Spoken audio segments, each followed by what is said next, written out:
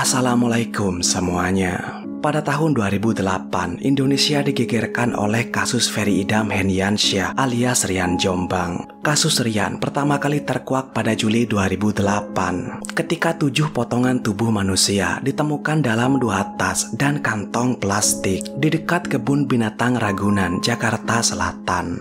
Selamat datang di Arindo Star.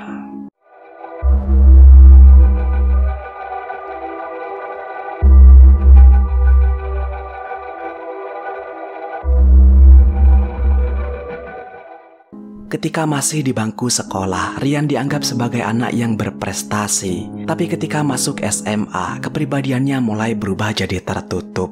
Rian tidak pernah pacaran dengan perempuan. Dia hanya lebih suka bergaul dengan teman prianya saja.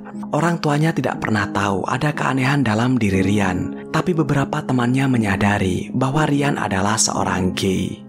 Pada Juli 2008, Heri Santoso, usia 40 tahun, seorang manajer di perusahaan swasta, datang ke apartemen Rian di Depok. Heri adalah gebetan Rian. Ketika masuk apartemen, Heri melihat foto Noval, yaitu pacar Rian. Heri langsung tertarik pada Noval. Heri menggoda Rian dengan mengatakan bahwa dia ingin tidur dengan Noval. Mendengar celetukan itu, Rian langsung marah. Keduanya terlibat adu mulut sampai berlanjut ke baku hantam. Dalam perkelahian, Rian terdesak. Badan Heri terlalu besar. Rian lalu lari ke dapur dan mengambil pisaunya. Heri mengejarnya, tapi karena tidak siap, Rian berhasil menusuk Heri tepat di ulu hati. Heri jatuh ke lantai dan merintih kesakitan. Dalam kondisi itu, Rian menyeret Heri ke kamar mandi. Tubuhnya ditelantangkan. Rian lalu mengambil linggis yang ada di dapurnya, lalu menghajar kepala Heri sampai tewas. Rian panik, tapi dia harus menghilangkan jejak, sehingga dia memutuskan untuk memotong tubuh Heri dengan pisau. Rian memotongnya dalam beberapa bagian, dimulai dari lutut, paha, tangan, leher, dan alat vitalnya. Potongan-potongan itu lalu dimasukkan ke dalam tas dan kantong plastik. Rian memanggil taksi dan meminta supir mengantarnya ke Ragunan. Dan di sebuah pekarangan kosong dekat Ragunan, Rian membuang potongan tubuh korbannya. Rian lalu kembali ke apartemennya. Dia bingung mau apa, sehingga dia menelpon Noval pacarnya. Saat Noval sampai di sana, Rian mengaku bahwa dia baru saja membunuh Heri. Tidak hanya membunuh, Rian juga mengaku mengambil barang berharga Heri, seperti uang, dompet, dan laptop. Tapi bukannya Noval panik, dia malah seperti biasa saja. Mereka berdua malah berfoya-foya dengan hasil rampasan itu. Pasangan yang super aneh. 2 hari setelahnya, seorang pemulung menemukan tas yang berisi tubuh korban. Polisi melacak jejak awal hilangnya Heri. Semua orang yang kenal mengatakan bahwa Heri terakhir kali terlihat 3 hari sebelumnya. Tapi polisi menemukan satu petunjuk bahwa uang sejumlah 3 juta rupiah telah ditarik dari kartu ATM Heri 2 hari sebelumnya. Polisi lalu menangkap Noval. Noval lah yang mengambil uang dan wajahnya terekam kamera ATM. Dari keterangan Noval, polisi berhasil menangkap Rian. Dalam interogasi, Rian mengaku telah membunuh Heri. Tapi polisi mencium gelagat aneh karena wajah Rian sangat bahagia ketika dia mengakui telah menghabisi Heri. Dia seperti bangga dengan aksinya itu. Polisi curiga bahwa itu bukanlah pertama kalinya Rian melakukan pembunuhan. Polisi menyelidiki Rian lebih jauh. Polisi mengecek apakah dia pernah terlibat dalam kasus kriminal sebelumnya. Tapi tidak ada catatan apapun. Polisi terus mendesak Rian, tapi tidak bisa.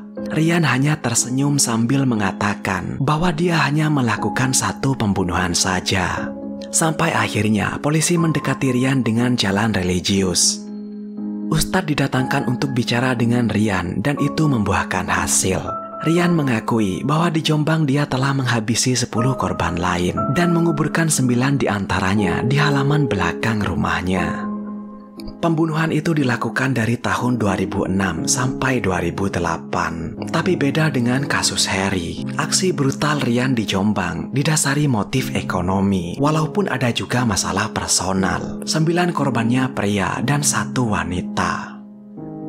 Di rumah Rian, polisi menemukan mayat-mayat korban yang ditumpuk dalam 2 lubang. Satu lubang ada di belakang pintu dapur. Lubang satunya ditemukan di bawah pohon bambu yang berjarak 5 meter dari lubang pertama. Tubuh-tubuh korban yang sudah menjadi tulang diangkat satu persatu. Semua keluarga korban dan warga menyaksikan prosesi itu. Ketika di Jombang, modus Rian adalah dia akan mengajak kenalan korban-korbannya lewat media sosial seperti Facebook dan lain-lain. Rian akan mengirimi pesan dan mengajak bertemu di suatu tempat. Setelah bertemu, Rian mengajak korban ke rumahnya. Rian lalu melakukan hubungan badan dengan korbannya. Setelah itu, Rian akan mengambil senjata andalannya, yaitu linggis, dan dipukulkan tepat ke tengkuk korban. Rian terus memukulinya sampai korban tewas.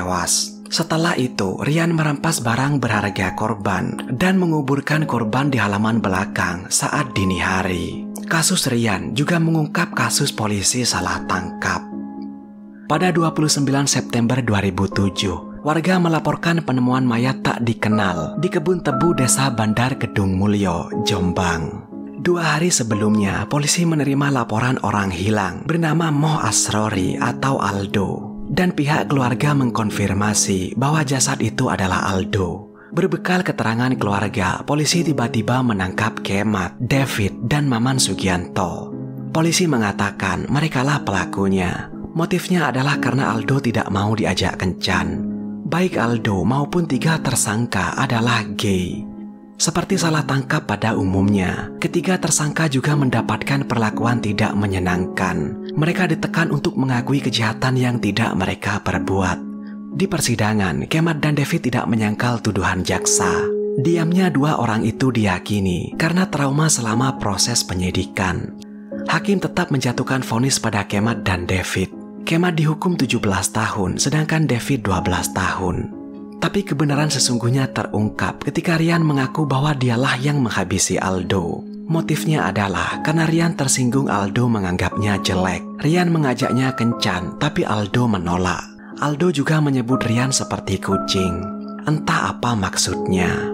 Tapi pengakuan Rian tidak semerta-merta membuat David dan Kemat bebas. Mereka tetap harus mengajukan peninjauan kembali agar vonisnya bisa dianulir. Di persidangan kasus Rian terungkap, di luar motif ekonomi dan cemburu, aksi brutal Rian juga didorong trauma masa kecilnya yang tidak bahagia. Sewaktu masih anak-anak, Rian sering jadi korban kekerasan ibunya. Pengalaman itu membuatnya memendam kebencian terhadap seorang wanita yang bertahan sampai dia dewasa dan akhirnya disalurkan lewat hasrat membunuh. Psikolog yang memeriksa kondisi psikologis Rian mengatakan bahwa kepribadian Rian sangat manipulatif. Rian pandai berbohong, agresif, tidak mudah ditebak, dan jika menginginkan sesuatu, dia menghalalkan segala cara. Saat diperiksa penyidik, Rian berakting seakan-akan dia tidak normal agar terbebas dari jerat hukum. Tapi tes kejiwaan mengungkapkan bahwa Rian tidak menderita gangguan kejiwaan yang berat. Rian juga adalah homoseksual. Dalam hubungannya, Rian lebih menyukai peran sebagai perempuan. Pada April 2009, Rian terbukti bersalah atas pembunuhan berantai dengan 11 korban dan divonis hukuman mati. Kasus ini memberikan pelajaran untuk lebih waspada lagi dalam hal apapun. Orang seperti Rian justru berbahaya karena sulit untuk dideteksi. Beda kalau kita ketemu preman yang penampilannya sudah sangar. Otak kita pasti akan memberi tanda waspada. Walaupun memang semua orang yang seperti preman tidak berniat jahat. Tapi jika menghadapi orang seperti Rian, kita tidak akan sewaspada itu. Jadi saya hanya bisa menyarankan untuk selalu waspada. Karena kita tidak akan pernah tahu setan apa yang bersembunyi di balik senyuman para psikopat itu. Tetaplah aman dan saya akan menemui kalian pada kesempatan berikutnya. Terima kasih sudah menonton.